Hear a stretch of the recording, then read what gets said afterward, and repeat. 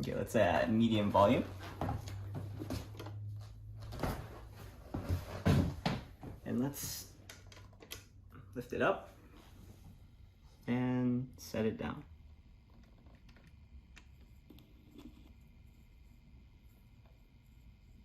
Okay.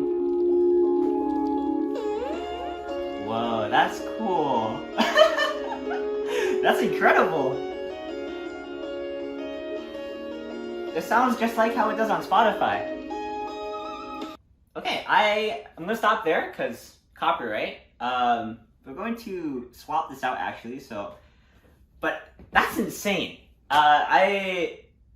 Just as like a mechanical engineer, I'm thinking like, how does this work? How does this technology work? How does a record translate grooves into music? And are there inherent upsides and downsides to using records over digital formats? And so just getting this to work is amazing, and I'm glad that it's really plug and playable. The thing is, there's the one criticism I have with it is the power supply cable is only 5 feet long, which realistically you're gonna put this next to a plug, but it can be inconvenient sometimes, especially if you're putting the record player in the middle of a room like we are. But just keep that in mind. If you're using this, you might need to use an extension cable. So I'm gonna put this here for now, but one thing I want to show you guys is I have these small records. I forgot what the diameter of them is. Give me a second. But they're meant to be played at 45 RPM. Just gonna double check that.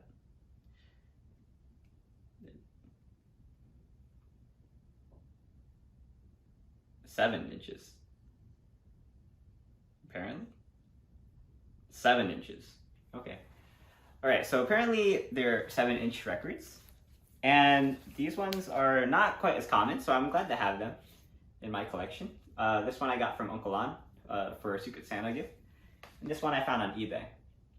And this one has my favorite song, Vanilla Twilight. So, oh God. How do you handle a record? Okay. So we're going to try to place a 45 on this. And they also mentioned that this has a 45 RPM adapter that's located here, which I'm not sure why they use this, but to lean on the side of caution, I'm gonna put it down. I'm not sure how that works. I really hope it doesn't damage the record though. So this one uses 45 RPM, and we're going to put it here. All right, let's try it. Please work.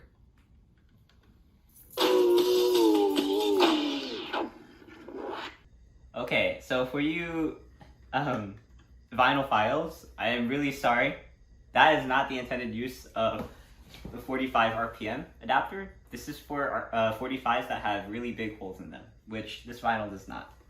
And to those of you who saw me put this under the disc and start playing it, I am so sorry for what you saw. I've never played records before. You know, if I wasn't doing a video on this, I would have caught this early on. Before I test out any product, I usually like to look into it. And if I encounter any problems along the way, I always look it up. But because I'm doing a video on it, I always like to just go on it on a, the way someone would normally interact with it. Like, this is what most people who never had an experience with a record player, this is what they would do, probably. And so I'm just giving you the real experience, quote unquote. But it's always a good idea to look into everything about a product before you actually try it out. And so I'm glad that this actually works. And it's pretty plug and play for people who just...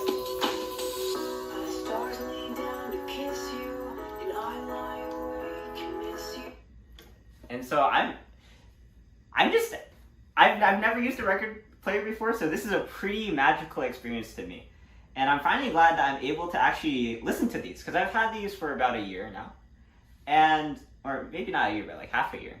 And I've always wondered what it sounds like, because they say that when it's digital, you can hear the music and it still sounds nice, but you don't hear everything that's there because it's kind of compressed and it's put into these digital waves. But when you hear it analog, it sounds, it's undescribable. It's like, why do people go to concerts instead of, you know, just listening to music? It's because hearing the music in person, and also I guess the people there, is different. It's so much different. And this is beautiful. Alright, so in my hand here I have some very old records that my dad didn't manage to sell on eBay. You know, these are old ones. Like, these ones were made much more newer, much more recent with, you know, modern technology. So these ones have imperfections, I'm guessing, that come from their age. And so I really wonder how they sound on a modern player. Or does it make a difference? I'm curious what you guys have to say in the comments. I've never seen any of these. The Sound of Spring, Spectra, Macho Marches, Frederick. I've never heard of any of these before. But let's see how it sounds. This one right here that we're going to play is the Longines Symphonette Recording Society International Hit Parade. Okay.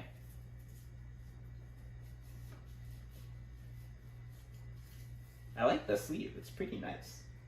I have no idea what to expect. Let's put it in there.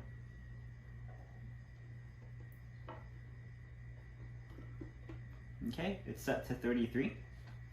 We're going to lift it up and move it to the side and bombs away.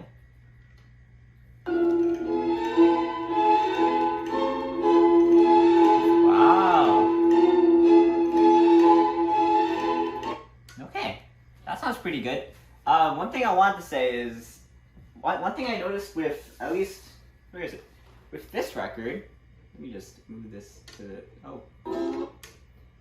one thing I want to mention with this record is I noticed there was the sound of scratches. Also, let me, before I get to this, it's just incredible that the sound here sounds immaculate on this old record. When was this made? It doesn't say. I'll get back to you on that. But just the fact that it was able to play with such quality, I mean, at least quality for my ears. It sounded good to me. I'm not sure how it would sound to an audiophile, but it sounded good to me, and that's really what matters. Okay, so I don't know when that one was born. It doesn't have a date on it, or don't know when it was made. But this one, The Sound of Spring, was made in 1970s. So that would give a better indication of how old it would be. And as you can see, it has a bit of dirt on it, so it is kind of ancient. Okay, so let's give it a try.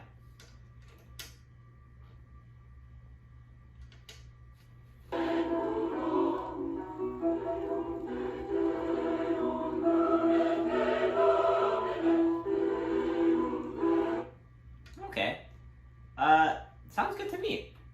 For a 1970s record, I'm not sure what it was originally supposed to sound like, but it sounded pretty good to me. You might have been able, I'm not sure if you could pick that up on the phone, but there was a bit of crackling.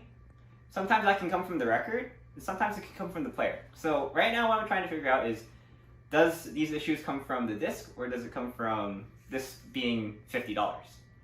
And one thing I mentioned earlier, but was too distracted to talk about, was when I was playing my 45 record here, I heard a bit of a scratching sound. So let me pipe this up and I'll be right back. Okay, so let me show you what I was talking about with the scratching. Makes me a bit worried. Oh, wrong speed. Come closer. Hold on. I want you guys to hear what I'm hearing. You you hear that kind of scratchiness? I'm not sure what that is. I hope it's not the player damaging the record. I hope it's not. But some people talk about, you know, cheaper players, they might skip. The records might skip a lot, so that might be an issue. If you are an audiophile and you know what the cause of this issue is, please let me know in the comments. But yeah, that's just something I'm worried about.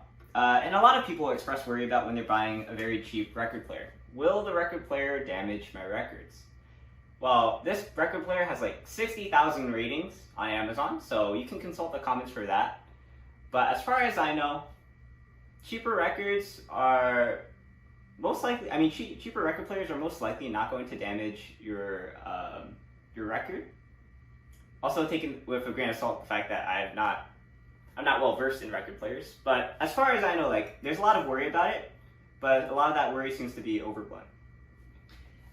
So I'm going to leave this for now, and I'll talk, actually, while we were in the course of filming this video, my dad was mentioning to me, I didn't notice about him. I've only seen his collection before, but my dad's an audiophile, and way back when I was a young kid, like, 2010 or 2008, he had a collection of records that he was selling, and he had a friend that had a very expensive record player. He had like $200 stylus, and the record player itself was $1,000. So I imagine how good the music must have sounded on there. But anyway, he was selling some unopened vinyls, vinyl records back in 2008, and apparently he sold these records for quite a lot. I'm telling you, from $200 to $1,000 of records. And so it is crazy to me that people will pay so much for vinyls. But after hearing the music, I'm sure you can understand. And my dad was telling me that it's more, the reason that records go so costly is because each record was made, with its own imperfections. And so each record itself is unique. Nowadays, records that are made are for the general population are more of a novelty, and that's why you'll see them go for like 30 to 40. But older records with those imperfections, it's easy to understand why they go for so much. Now, obviously, I wouldn't pay $200 to $1,000 for a record, but I'm not an audiophile. But my dad is, and one thing I didn't inherit is his perfect working ears. So I'm sure he can understand why vinyls are so valuable. For me, actually trying to get my hands on some Owl City vinyls, I can understand it is quite a task to get them. For example, before this got in reproduction, the Ocean Eyes vinyl, let me just take this out. Before this went back into reproduction, it was very hard to find a copy of this on eBay for cheap. In fact, this copy here that I have is one that my friends got me for my birthday, and it costed $150. And that was on the low end, because they actually haggled the price down from $200. And so I'm incredibly thankful to my friends for buying me this vinyl for my birthday. But nowadays, because it went back into reproduction, you can see it online for $40. And so it is insane just how supply and demand can cause a record's value to go up high. In fact, Owl City has another record that I really want. It's a white whale of mine that there's only 1,000 copies ever printed. It's called An Airplane Carried Me to Bed. It's a sky sailing vinyl, and that goes on Discogs for $800 at its cheapest. And some listings there put it at $2,500. I am never going to have that vinyl in my life. I do want to have it in the future, but it's just insane to me that because it's so rare, it's $800 at its cheapest. And so that's just a bit of a story I have for Owl City vinyls. It's very hard to get your hands on them if they're not in mass production. And so, in summary, I'm pretty happy with this Victrola vinyl player, record player. And apparently it's called the Journey, according to its manual. One thing I want to do in the future is we're going to do a video on that PA system there. We bought that for the party from Costco because it was very cheap. And it boasts a lot of features, as you can see. it connects both through line and through Bluetooth. So what I want to do is I want to try connecting this player to that through Bluetooth and see just how good the sound quality is. It's both a test of how well this works and how well the sound system works. So if you're interested, keep a lookout for that video, and I'll see you there. Okay, so in the meantime, that's it for this review. I'm pretty happy with this. This is everything I ever wanted. I have had these records for so long, and I'm finally glad to be able to hear them in person. One thing they say about Owl City is that it sounds really good on Spotify, but he puts a lot of thought into the music production, so you can really only hear it best when you hear it analog. And so finally being able to hear these lossless quality, I'm excited because it's a different experience than hearing it through computer speakers. So I'm Aiman, and thanks for watching. Please like or comment, subscribe, and look at other videos on EyeOnAiman, especially the videos on just product reviews and first impressions. This one I'm glad to do because it's something that I've been looking forward to for the past year. I've never really took the leap of faith to get a record player, but now that it's here, I am super glad of it. In the meantime, I'm Aiman, and signing out. Peace.